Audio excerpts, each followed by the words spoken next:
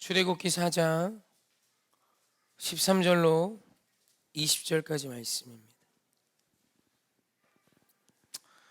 제가 한 절, 사랑하는 성도님 한 절 교독하기 원합니다. 못 찾으신 분은 화면을 참조해 주십시오. 모세가 이르되 오 주여 보낼 만한 자를 보내소서.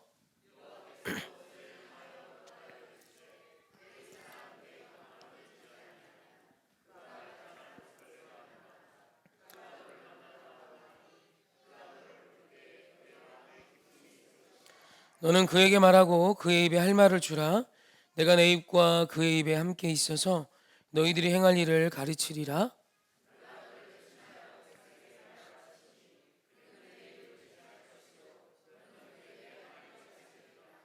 너는 이 지팡이를 손에 잡고 이것으로 이적을 행할지니라.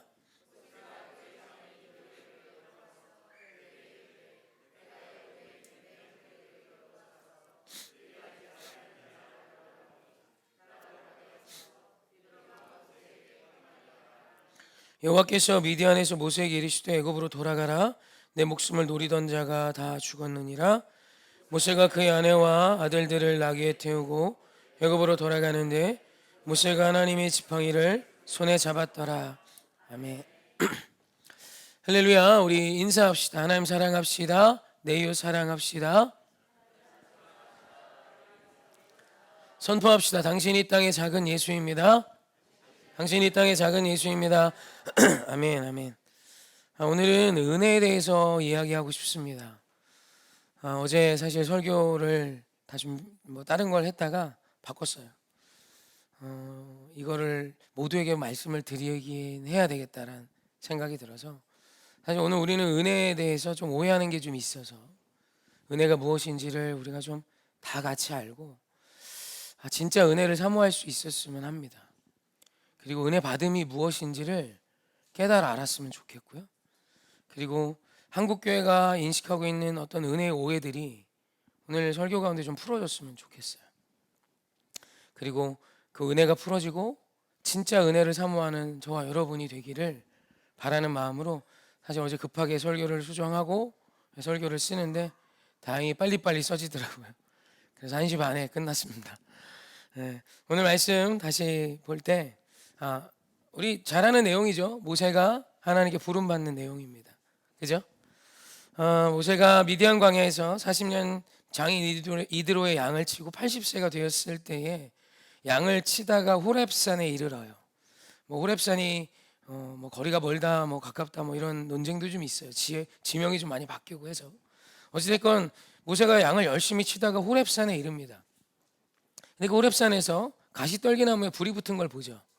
가시떨기나무에 불이 붙는 건 사실 그때 당시 신비한 일은 아닙니다. 왜냐하면 건조하고 고온했기 때문에 그냥 발화점만 도달할 수 있는 계기만 되면 가시떨기나무에 쉽게 불이 붙었대요. 그래서 나뭇가지 흔들리다가 자기들끼리 비벼서 불이 나기도 하고 여러 가지 불이 나는 경우들이 있답니다. 근데 중요한 건 가시떨기나무에 불이 붙은 게 신기한 게 아니라 얘가 계속 탄단 말이에요. 불이 붙었는데 재료가 다 소진해서 나무가 사라져야 되는데 안 사라지고 계속 타요. 그래서 모세의 눈이 거기에 머뭅니다. 쟤는 왜 계속 타지? 쟤는 왜 계속 타지? 그래서 모세가 그 가시떨기 나무 앞으로 나아가죠. 신기하니까. 근데 그때 하나님의 음성이 들려와요. 멈춰라 이거 스톱. 그리고 하시는 말씀이 여기는 거룩한 땅이니 내 신을 벗으라 라고 말합니다. 그래서 모세가 다급하게 신을 벗고 그 앞에 섰을 때 다짜고짜 하나님께서 이렇게 말해. 나는 아브라함과 이삭과 야곱의 하나님, 너의 조상의 하나님이야. 너는 이제 가서 애굽에 사로잡혀 있는 이스라엘 백성들을 구해내고 그들을 약속의 땅으로 인도하여 내라고 하는 거예요. 이 대단한 부르심이잖아요, 그죠? 우리는 알아요. 얼마나 위대한 부르심이고 그 모세가 이 부르심 앞에 아멘할 때 인류 역사가 바뀌었고 하나님의 나라가 구체적으로 이스라엘이라는 나라가 세워지고 놀라운 일들이 시작됩니다. 할렐루야. 맞죠? 얼마나 위대한 은혜예요, 그죠? 이 부르심은 글쎄요, 성경에 등장하는 어떤 은혜 중에도 정말 최고의 은혜 중에 하나예요. 그런데 모세가 이 은혜를 딱 경험합니다. 주의 목소리를 들어요. 하나님의 부르심을 들어요. 그리고 아멘 하나요? 노합니다. 내가 누구이기에? 내가 누구이기에 거기를 갑니까? 내가 누구이기에 바로 앞에 서며 내가 누구이기에 이스라엘 백성을 인도해냅니까? 라고 답해요. 노하는 거죠. 안 됩니다. 못합니다. 그쵸? 왜 이제 와서? 내 나이가 80인데 지금 내가 왕자도 아니고 아무것도 없고 장인 이드로의 양을 치고 있고 내 소유는 이 지팡이 하나인데 왜 이제 와서 이 나이 다 늙은 나에게 그 바로왕 앞에 가서 그들 앞에서 좋은 말도 아니고 살인자로 도망한 나를 다시 가서 이스라엘 백성을 출애굽시키라니 말도 안 됩니다. 내가 누구이기에? 라고 고백해요. 그랬더니 하나님께서 말씀하시죠. 그래도 가라고. 그러면서 모세가 구체적으로 못 가는 이유를 이제 열거하는데 첫 번째가 나는 하나님이 누군지도 모릅니다라는 거예요. 당신을 소개할 수도 없습니다. 그 얘기를 듣고 하나님께서 이제 하나하나 답해 주세요. 나는 아브라함과 이삭과 야곱의 하나님이고 내 조상의 하나님이야. 그리고 하나님께서 여기서 이래요. 나는 스스로 있는 자지. I am who I am을 선포하세요. 그러면서 하시는 말씀이 가. 내가 이적도 보여줄게. 기적도 보여줄게. 능력도 줄게. 가면 네가 출애굽시킬 수 있어. 그리고 가면 애굽인들이 있잖아. 애굽인들이 은과 금을 너희에게 주는 은혜까지 베풀어 줄 거야. 그러니까 가라고 말해요. 그 얘기를 듣고 I am who I am을 외치는 스스로 있는 자라는 자기 스스로를 소개하시는 하나님을 듣고 모세가 뭐 은혜 받아서 아멘 할까요? 또 노예요. 안 돼요. 못 가요. 저는 갈 수 없습니다. 이번에는 입이 뻣뻣하대요. 이번에는 혀가 둔하대요. 그러니 좀 갈 수 없습니다. 그래도 하나님 또 말씀하세요. 얘야 입을 지으신 이가 누구야? 말하게 하시는 이가 누구야? 말 못하게 하시는 이가 누구야? 보게 하시는 이가 누구야? 보지 못하게 하시는 이가 누구야? 나야 나. 가. 내가 도와줄게. 할 수 있어. 내가 너와 함께 하잖아. 라고 또 말씀하세요. 그러더니 모세가 그때 예스 합니까? 또 노예요.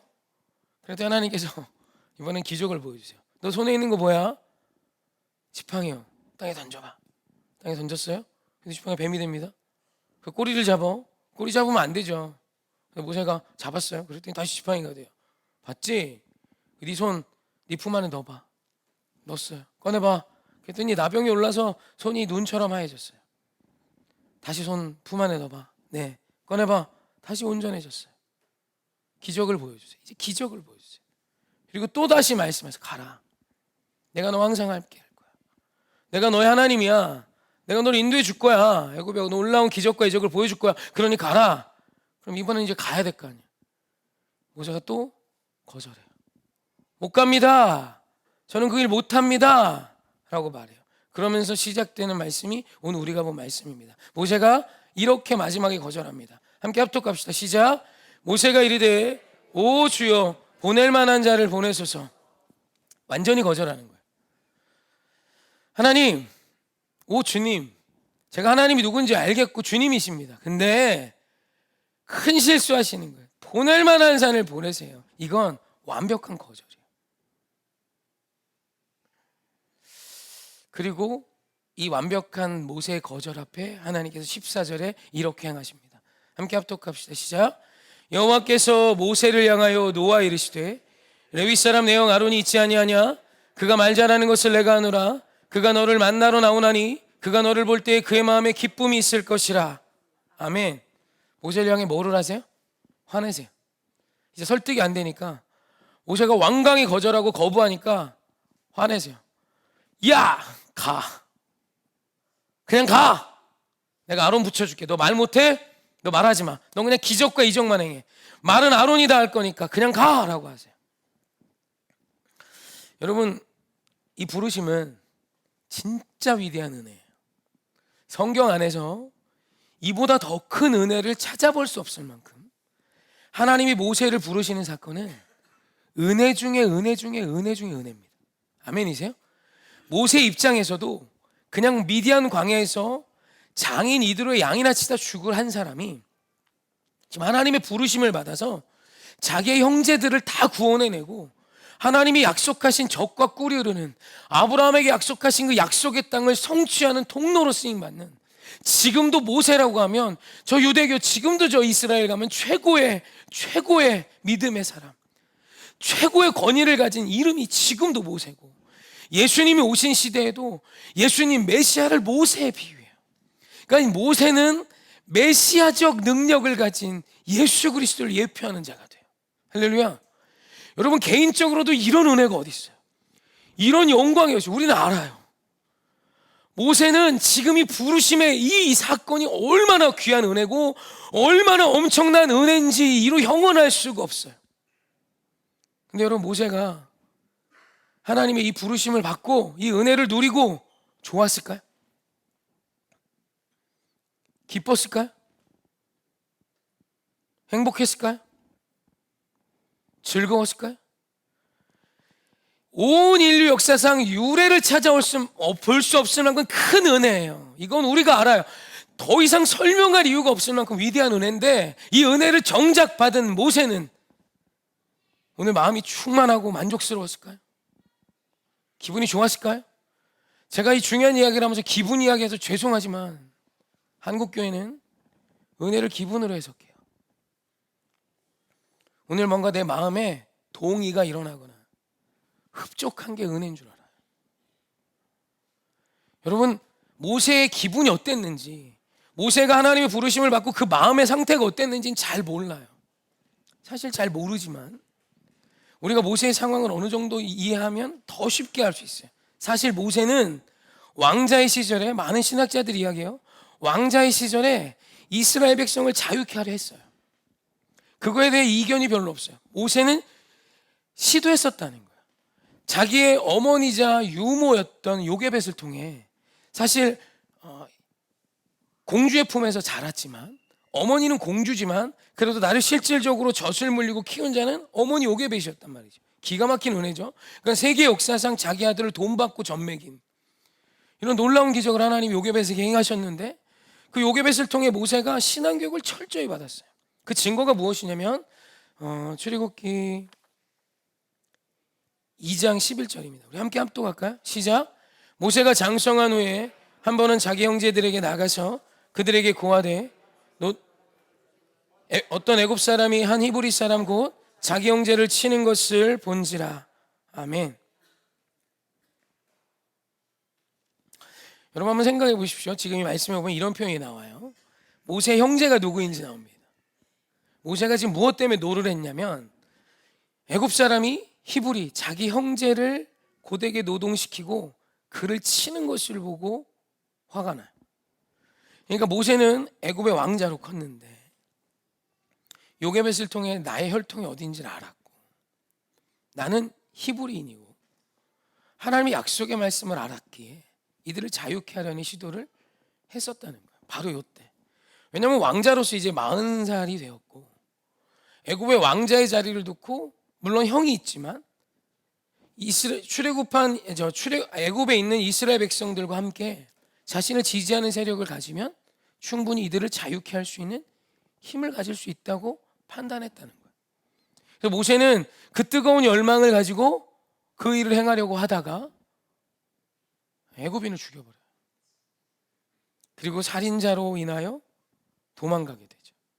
그러니까 지금 사실 모세는 하나님이 80세에 지금 근데 나를 부르세요.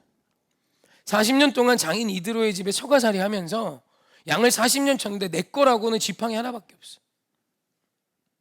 십보라가 어떤 아내인지 모르지만 40년을 처가살이한 남자에게 무슨 배포가 있고 담력이 있고 힘이 있겠어요. 능력이 있어서 모신 것도 아니고 얹혀 살잖아. 장인 이드로의 집에. 근데 그런 그 모세가 다 늙어 노인이 됐을 때 하나님이 갑자기 오시더니, 가시떨기 나무에서 갑자기 오시더니, 나는 아브라함과 이삭과 야곱의 하나님이다. 나는 스스로 있는 자지. 너 가. 내가 기적과 이적을 너에게 줄게. 능력을 줄게. 이 지팡이가 하나님의 지팡이가 될 거야. 말하면 가래요 자꾸. 나는 입이 뻣뻣하고 혀가 둔해서 말도 못한다니까 아론을 붙여주더니 가래요. 기분이 좋았을까요? 이건 너무 황당한 일이에요. 사실 어쩌면 모세는 마음이 너무 힘들었을지 몰라요. 아니, 힘들었을걸요? 무서웠을걸요?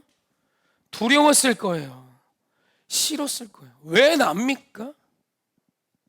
왜 이제 와서입니까?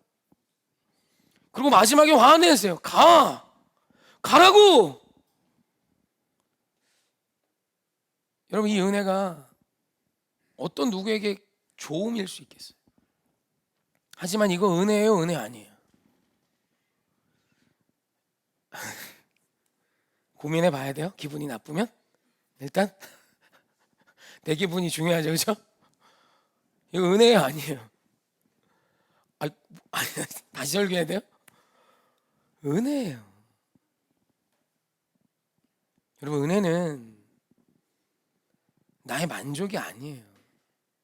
은혜 안에 분명 만족은 있어요. 충만이 있어요. 그러나 하나님 우리에게 주시는 은혜는 만족이 아니에요. 하나님이 우리에게 주시는 은혜는 잘 살게 하는 거예요. 여러분, 잘 사는 사람에게 은혜가 임하면 힘이 있겠죠. 샘이 와요. 근데 오늘 내가 잘못된 길을 걸어가는 자에게 은혜가 임하면 불편해하죠. 괴로워하는 거예요. 여러분, 오늘 내가 남편인데 가장 가까운 이웃인 아내에게 그릇된 삶을 살아요. 제 남편인데. 그리고 오늘 예배를 드려요. 예배를 드리고 마음의 만족을 얻어서 가요. 그의 삶에 변화가 있겠어요? 한국교회 이상한 믿음이 있어요. 오늘 내가 하나님을 따라 살지 않아요. 분명히 주님의 십자가와 정반대의 길을 걷는데 예배드리고 나서 위안을 얻고 가나. 그리고 이상하게 내가 나에게 주시는 말씀인데 내가 불편하고 나에게 힘이 들면 저 사람의 이야기를 치부하고 가버려요. 여러분, 말로써 늘 상처를 주는 자가 오늘 예배드리고 마음이 편안해져요. 그게 왜 은혜예요? 그 사람은 계속 그렇게 살 수밖에 없어요. 은혜는 못 사는 나를 잘 살게 바꾸는 힘이에요. 힘들어야죠. 오늘 내가 이 입 때문에 맨날 사고를 쳐요. 그럼 괴로워야죠. 예배 드리고. 오늘 내 마음이 헛됨에 가 있어요. 그럼 오늘 내가 예배를 드리고 허망함을 느끼고 깨달음을 느끼고 고쳐야 되겠다는 의지가 시작돼야죠. 오늘 내 삶에 술 취함과 방탕함이 있어요. 예배를 드리고 이렇게 하지 말아야지라는 찔림과 고통이 와야 잘 살죠. 많은 사람이 예배를 내 기분으로 해석해요. 그러면 예배 못 드려. 결국엔 나중에 예배 자리를 떠날 수밖에 없어요. 왜냐하면 하나님은 오늘 우리의 기분을 맞춰주는 분이 아니에요. 때로는 오늘 하나님의 은혜는 노하실 때도 있어요. 가야 해. 해야 해. 왜 안 해? 해. 나중에는 진짜 환도뼈를 부러뜨리실 때도 있어요. 은혜요, 아니에요? 은혜예요. 야곱이 환도뼈가 부러져서 장애인이 됐지만 그건 은혜예요. 왜죠? 그로 인해 그가 이스라엘이 되고 하나님의 나라가 돼요. 여러분, 저는 오늘 진짜 은혜에 대한 첫 번째, 은혜를 여러분의 기분으로 해석하지만 여러분의 기분과 은혜는 전혀 상관없어요.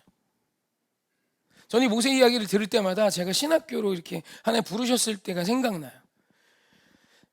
종종 이야기하셨지만 이야기 드렸지만 저는 신학교를 가고 싶지 않았어요.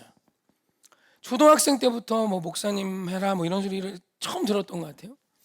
근데 일단 제가 그 얘기를 듣고 목사님의 삶을 보니까 일단 패션이 마음에 안 들었어요. 지금은 그래도 괜찮아요. 양복도 좀 괜찮게 나오고 그런데 일단 패션이 일단 이대평의 가르마도 싫었고 머리에 기름이 흐르는 것도 싫었어요. 그리고 성경책 옆에 끼고 권사님들과 함께 다니는 것도 싫었고, 그리고 제가 어렸을 시절에 저희 교회는 권사님들은 늘 같은 가방, 똑같은 교회에서 나눠준 가방을 들고 다녔거든요. 나눠드린 가방에 이게 끼는 것도 양쪽이 오른쪽이냐 왼쪽 차이지 여기다 꼭 끼고 이렇게 다니는데 그 가운데서 계신 목사님이 너무 싫었어요. 나는 이 일을 안 하리라. 나는 돈 벌리라. 이게 제 뜻이었어요. 그래서 나는 계속 신학에 대한 부담을 주셨어요. 너무 괴로웠어요. 저 재수했습니다. 신학교 안 가려고. 1년을 씨름한 거예요. 정말 죽도록 공부했어요. 이제 시험이 이제 상위 1% 안에 드는 거예요. 400점 만점에 385점이 모의고사가 나와요. 야, 이거 연대도 가겠는데? 괜찮다.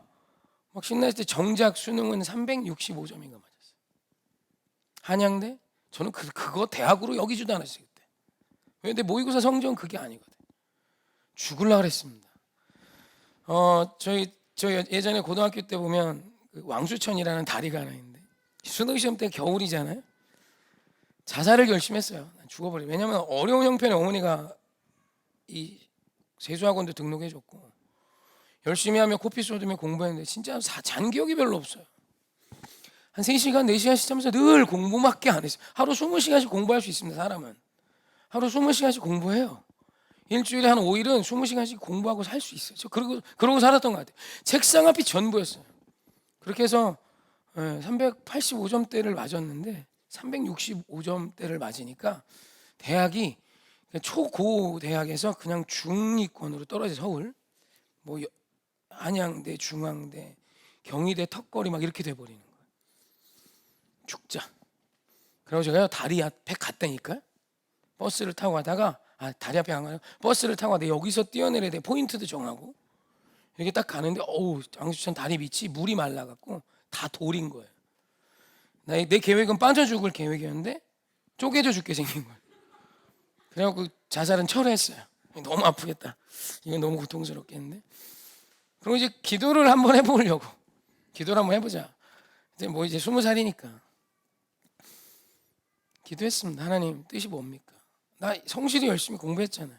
저 공부할 때 성경 한 장씩 꼭 읽었습니다. 이거 제 부적이었거든요. 나를 복되게 하는 은혜는 이 말이라 뭐 이런 거지 같은 믿음으로 성경책을 100날 읽어도 주의 뜻이 더 위대합니다. 할렐루야. 주의 뜻을 거스를 수가 없어요. 하나님을 거스르고 무슨 짓을 해도 다시 와야 돼요. 그렇게 공부했지만 결국은 하나님 주신 마음은 신학교였어요. 가라. 신학교는 골라갈 수 있었습니다. 그래서 저희 작은아버지가 대전 감리교 신학을 나왔고 저희 작은할아버지도 대전 감리교 신학을 나왔고 그래서 그냥 가봤습니다. 사실 저는 광나루 장신을 가려고 그랬어요. 이유는 집에서 가까워서. 다른 이유 전혀 없고 집에서 통학이 버스로 가능한 뭐 나름 높다고도 하고. 근데 대전에 가보고 좋았어요. 새로 건물을 짓고. 그래서 거기 갔습니다. 저는 그때 죽고 싶었어요. 이거 얼마나 아팠는지 잘 전해지지 않을 거. 1년을요 잠도 못 자고 공부한 사람이 수능 시험을 굳이 재수하지 않아도 갈 수 있는 대학을 다시 선택하며 가면서 여기가 좋았을 리가 없어. 난 힘들었어. 하지만 지금 와서 보니 은혜 아니에요? 은혜잖아요. 은혜잖아요. 내가 서울대를 나오든 연대를 나왔든 돈은 벌지 모르지만 영혼을 구원하는 영광을 못 누릴 거 아니에요? 아니 고생스러워요. 고생스러울 수도 있고 괴로울 때도 있지만 정말 보고 싶은 사람들 투성이고 늘 짝사랑하는 그 목회자의 삶이요 어떨 땐 통증이 오고 힘들기도 하지만 그래도 영혼을 구원하는 그 위대한 일 앞에 하나님 나를 부르시고 제 꿈이 뭔지 알아? 하나님 이 땅을 변화시키는 거. 지금 갯골생태 축제 하잖아요. 하나님 그거 오해교회 갈 수 있게 해주세요. 하나님 온 시흥시 사람들을 우리 오해교회가 예수의 이름으로 섬길 수 있는 기회를 좀 주세요. 꿈이에요 꿈. 이게 말이나 되는 꿈입니까? 그 상상과 그 꿈을 누가 주시는데요? 제 마음에는 정말 하나님이 주신 위대한 일들이 막 가득 차고 넘쳐요. 주님이 주신 거예요. 하나님이 주신 거예요. 은혜였지만 그 당시 저에게 그건 은혜가 아니라 원망이었고 짜증이었고 분노였어요. 제 감정은 온전히 그랬어요. 모세도 그랬을지 몰라요. 하지만 그건 은혜예요. 은혜. 은혜의 목적은 오늘 네 기분을 좋게 하는 게 아니라 은혜의 목적은 오늘 네가 진짜 잘 살게 하고자 원하시는 거예요. 여러분 근데 오늘 우리가 은혜를 너무 오해해요. 이거 그래서 오늘 꼭 얘기해 드리고 싶었어요. 그래서 설교 준비하는 거 다 집어치우고 다시 쓴 거예요. 이거 모두 알아야 된다. 한두 명의 문제가 아니라 오늘 우리는 은혜를 이상하게 느끼고 있다. 내 기분으로 자꾸 하나님의 영광을 해석하고 내 뜻과 어떤 나의 감정으로 주님의 부르심과 응답을 해석하고 아니에요. 하나님의 부르심은 여러분의 감정 따위와 전혀 상관없어요. 마음에 평안이 오면 하나님의 응답이. 성경에 그렇게 써 있어요? 찌라시를 진리로 보지 마요. 저는요 마음에 늘 불편함일 때 하나님이 뜨셨어요. 난 노방전도가 지금도 불편해. 맨날 기도하면 노방전도에서 기도하게 하시고 한 번도 평안한 적이 없어요. 노방전도 생각만 하면 그냥 기도할 때보다 불편합니다. 그래도 기도해요. 평안? 전 그런 거 모르. 그런 걸 응답으로 여겨본 적이 없어요. 내가 어떤 감정을 느끼던 주의 말씀이 기뻐하시는 것이 응답이에요. 저는 그렇게 믿고 살고 있고 그렇게 여기까지 왔을 때 그렇게 틀려본 적 없습니다. 사랑하는 성도, 은혜는 어디 감히 이 죄인인 내 감정과 일치하는 것이 은혜일 수 있겠어요? 물론 하나님과 친해지고 가까워졌을 때 하나님의 그 기쁨이 나의 기쁨이 되는 때도 있지만, 여러분, 우리는 순간순간 못된 마음들이 올라오는 죄인이에요. 그런 죄인에게 하나님 은혜를 베푸시는 것은 이제 돌이키라는 거죠. 할렐루야. 요한계시록에 보면 아주 명확한 말씀이 있죠. 몇 번 말씀드린 것 같아요. 10장 10절입니다. 함께 합독합시다. 시작. 내가 천사의 손에서 작은 두리마기를 갖다 먹어버리니 내 입에는 꿀같이 다나 먹은 후에 내 배에서는 쓰게 되더라. 아멘. 이것이 진짜 중요한 하나님의 말씀인데, 천사의 손에 있는 작은 두루마기는 하나님의 말씀입니다. 이걸 먹었어요. 근데 그 먹었더니 입에서 꿀같이 달더래요. 이 시대의 꿀은 지금 여러분이 상상하는 가장 맛있는 음식을 상상하면 돼요. 입에서 너무 맛있는 거예요. 저는 랍스타가 그렇게 맛있었어요. 걔는 소스를 내장에 갖고 있어요. 너무 신기하네요. 얘는 소스를 갖고 있어요. 하나님 너무 감사합니다. 어떻게 애가 익혔더니 소스가 뱃속에 들어있네요. 그리고 이걸 딱 찍어 먹는데 약간 쌉쌀하면서 부드러우면서 까르보나라인지 뭔 나라인지 막 비슷하고 너무 신기한 거 있죠. 그런 거야. 내 입에 너무 단 거. 근데 이 말씀이 입에서 너무 달았는데 내려가니까 뭐가 돼요?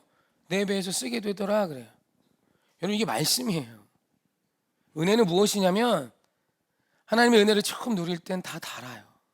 하나님의 그 사랑, 죄인인 나를 용납하시는 그 사랑, 펑펑 울어요. 달아요.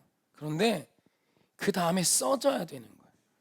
이 말씀으로 받은 은혜로 살려니까 미치고 환장하겠죠. 내가 주님이 주신 마음으로 원수를 사랑하려니까 돌아버리겠어. 짜증이 막 여기서 막 올라와. 그래서 기도하는 거예요. 하나님, 주의 뜻대로 살 수 있게 해주세요. 지켜야 될 걸 지키게 해주시고 하지 말아야 될 거 하지 않게 해주시고.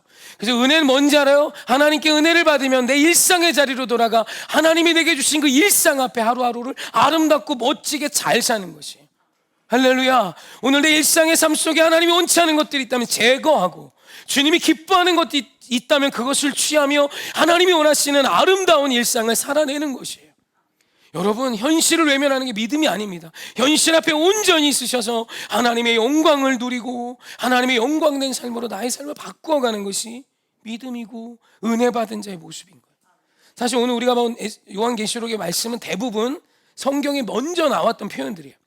요한계시록이 오늘 우리가 볼 때는 막 너무 어렵고 막 비유적이고 막 상징적인데, 요한계시록에 나온 모든 비유는 구약에 다 나와요. 그래서 에스겔서에 보면 이와 똑같은 고백이 먼저 나옵니다. 에스겔서 3장 3절입니다. 함께 합독합시다. 시작. 내게 이르시되 인자야, 내가 내게 주는 이 두루마기를 내 배에 넣으며 내 창자에 채우라 하시게 내가 먹으니 그것이 내 입에 달기가 꿀 같더라. 아멘. 여기 보면 배에 쓴 말이 안 나오는 것 같지만 그 다음에 보면 그 꿀처럼 단 말씀을 먹은 그 에스겔에게 이후 어떤 일을 해야 되는지에 대해 말씀하시는데, 7절에 보면 이렇게 나옵니다. 시작. 그러나 이스라엘 족속은 이마가 굳고 마음이 굳어 내 말을 듣고자 아니하리니 이는 내 말을 듣고자 아니함이니라. 아멘. 하나님의 부르심 앞에, 하나님의 은혜 앞에 너무 감사했는데 정작 그 은혜를 받고 나니까 하나님 어디로 보내세요? 나의 말을 듣지 않는 사람들에게 말하라고 보내세요. 여러분, 이거 조금만 생각하면 얼마나 기가 막힌 거냐면, 지금 나보고 말하라고 보내는데 그 말하라고 보낸 그 내가 말해야 되는 대상이 내 말을 안 듣는데요. 에스겔은 도망다니며 주의 말씀을 전합니다. 여러분, 이게 얼마나 가슴 아픈 일입니까? 하지만 그것이 주의 은혜예요. 누군가는 이 은혜의 일을 살아낼 때 회복과 치유와 기적이 일어나는 것이. 사랑하는 성도, 은혜 많은 받은 자세요? 그럼 여러분, 그 은혜 받음의 증거는 여러분의 삶이에요. 입으로 아무리 무슨 말을 해도 오늘 여러분의 삶에 옳지 못함이 계속 이어지고 있다면 그걸 내어버리는 게 믿음입니다. 자꾸 내 감정, 내 생각이 어떤 은혜의 어떤 기준이 되면 무슨 생각이 나중에 드냐면, 예배 드리고 나서 기분이 안 좋을 때도 있어요. 그럼 이런 생각이 문득 듭니다. 내가 여기서 뭐하러 예배 드리지? 목사님, 저도 그런 생각이 들어요. 내가 여기서 뭐하러 설교하고 이렇게 소리 지르고 있나? 듣긴 듣나? 내가 아무리 이렇게 소리 지른다는들 이것이 소용이 있나? 정말 이들의 마음에 내 말이 이게 들리긴 하는 건가? 그럼 다 때려치우고 싶어요. 내 마음이 그러면 그냥 집도 멀쩡히 엄마가 잘 아이들 키우다 문득 그런 마음이 들어요. 내가 이 자식 뭐하러 나서 이 고생을 하고 있지? 낳지 말걸. 남편 밥 해주다가 나한테 맨날 예쁜 말 사랑한다는 말도 안 해준 내가 이놈을 위해서 왜 내가 오늘도 저녁을 하고 있지? 저녁 메뉴를 뭐 할까? 이걸 왜 내가 고민하고 있지? 그래서 새벽 예배 열심히 나오는 분은 늘 이렇게 마지막 기도의 제목은 아침 메뉴래요. 주여 오늘 아침에 뭐를 해줘야 될까요? 우리 아이들 뭐를 해줘야 될까요? 아침에 이 새끼들도 잘 안 처먹으려고 그러고 남편은 안 먹는다 그러는데 뭐라도 먹여보내야 되지 않을까? 막 이런 마음이 드는 거예요. 그럼 때려치워요. 세상은 이런 마음을 자꾸 부추겨요. 네 마음에 충실하게 해. 늙어서 황혼이 오네. 할 거 다 했잖아. 이제 버려. 남편도 버리고 아내도 버리고 각자 살아. 아니에요. 내 기분이 원하는 대로 살면 지켜질 게 아무것도 없는 거예요. 그런데 은혜가 찾아와요. 하지마. 멈춰야 돼. 더 사랑해야 돼. 힘들어도 정직해야 돼. 아름다워야 돼. 정말 어느 정도 타협하려는 사업가가 있어요. 이제 사업이 좀 어려우니까 타협하는 거예요. 세상과 옳지 못한 사업과 타협하기로 마음을 먹었어요. 근데 예배를 딱 드렸더니 목사님이 외치는 말씀을 딱 듣더니 불편해요. 은혜 받은 거예요. 그날 잠을 못 자요. 하지 말까? 해야 할까? 그게 은혜예요. 여러분, 은혜를 받아도 끝까지 고집 피우는 인생이 환도뼈가 부러지는 거예요. 그런 예비 후보자들이 여기 없기를 원해요. 그래도 부러지고라도 따라가면 괜찮죠. 이렇게 그러면 어때요? 뭐 이렇게 살면 되지 뭐. 살면 다행이지. 안 죽고 살면. 여러분, 하나님은 우리에게 주시는 건 좋은 것입니다. 잘 살게 하기 원하세요. 그러니 하나님의 그 깊고 위대한 뜻을 나의 감정으로 분별하려 하지 마십시오. 명확히 보십시오. 오늘 내 삶이 하나님과 가까워지지 않는다면 어떤 미사여구를 갖다 붙여도 잘못된 길을 가고 있는 겁니다. 오늘 내 삶이 아무리 오늘 어렵고 힘들어도 주님을 향해 가고 있다면 내 감정과 상관없이 잘 사시는 거예요. 제 얘기하고 마치겠습니다. 시간이 좀 지났지만 저는 지금 슬픕니다. 제 감정이 뭐예요라고 저에게 늘 물으신다면 저는 요즘 매일 24시간 슬픔에 잠겨 사는 게 거의 제 삶인 것 같습니다. 누워 계신 어머니를 생각할 때마다 여기서 울컥울컥 하는 게 계속 올라와요. 그냥 갑자기 걷다가도 울고요. 제가 좋은 집으로 이사했는데 아파트로 이사하는 날 저 혼자 울었습니다. 왜냐하면 저희 어머니가 계셨던 집이 아니에요. 여기는. 저는 그 전집에 왜 좋아하냐면 2층 집에 이렇게 먼지 털러 나가면 제가 주로 먼지 터는 담당인데 어머니가 그때 카페에 계시다가 이렇게 지나가시면서 저를 자주 봤어요. 뭐해? 먼지 털지 어디 가요? 그럼 이렇게 어머니하고 대화했던 제가 거기 베란다에 서가지고 몇 번 울었어요. 그 어머니가 보고 싶어서. 새벽 예배 드리다가 내 뒤에서 어머니의 기도 소리를 듣고 싶은데 과연 또 들을 수 있을까? 저 매일 슬퍼요. 진짜 매일 슬퍼요. 근데 제가 오늘 목사님 매일 슬퍼하니까 사단에게 사로잡힌 거예요. 내 어머니가 누워 계시는데 아들이 슬퍼하는 게 왜 나쁘죠? 그리고 제가 주의를 포기했나요? 하나님을 때려쳤나요? 주님을 원망하며 내 어머니를 저렇게 만드신 하나님을 떠나기로 했나요? 아니요. 저는 믿어요. 주의 선하심이 있음을. 지금은 슬퍼요. 하지만 제가 믿는 믿음이 있어요. 하나님은 선한 일을 이루시고 이 일을 통해 위대한 일을 이루실 거야 라고요. 알아요. 너무 힘든 거. 여러분의 삶 알아요. 저도 만만치 않은 오늘을 지나요. 제가 오늘 뭐 이렇게 힘들다고 여러분 제 사정 봐줘요? 상황이 제 사정 봐줘요? 여러분 인생이 여러분 사정 봐줘요? 그런 거 없어요. 오늘 내가 힘들면 힘든 대로 또 해야 할 일 해야 되는 거예요. 맞죠? 집에서 쫓겨났고요. 나가래요. 그래서 집 알아봤더니 좋은 데 주셔서 이사하는데 죽겠어요. 코피 터지더라고요. 아내는 콧물 쏟죠. 비염 때문에. 누울 때마다 막 코는 이만해져 있죠. 옆에서 막 누군지도 알아보지 못한 아내를 보면서 참 마음이 아파요. 너는 누구니? 내 아내는 어디 갔을까? 쉽지 않아요. 다. 그런데 은혜가 나를 붙드는 거예요. 여러분 버리고 싶은 사람 저도 많아요. 하나씩 싹 버려버릴까? 정리. 그럼 저는 나는 자연인이다 해야 돼요. 저 2년 뒤에 방송 나올게 이렇게 캠으로 찍으면서 이렇게 반팔에 난닝구 하나 입고 강아지 저 똘식이 똘순이 키우면서 계란 오늘 막 낳은 계란이라고 입에 까주고 윤택 씨 입에다. 아니에요. 오늘 우리 주님이 오늘 우리에게 은혜를 주시며 잘 살아라 라고 응원하세요. 그 응원이 부담이 돼요. 응원이 좋기만 한 줄 아세요? 내가 오늘 못하는데 응원이요 강력하면 강력할수록 괴로울 때 있어요. 그러나 하나님 응원의 소리를 듣고 다시 일어서세요. 우리 옳은 삶을 사십시다. 은혜는 기분 좋으라고 주시는 게 아니에요. 은혜는 잘 살게 하는 통로입니다. 주님의 뜻과 다른 자가 오늘 예배드리고 기분이 좋다고요? 그거 잘못된 믿음이에요. 그런 교회는 이미 뭔가 잘못된 거예요. 그건 완전히 잘못된 것입니다. 오늘 내가 주님을 향해 살지 않는데 괴로워요. 아주 좋은 거예요. 여러분 오늘 그 귀한 은혜 앞에 아멘하며 모세처럼 끝까지 거절하셔도 주님이 끌고 감을 믿고 다시 나오십시다. 할렐루야. 우리 찬양할까요?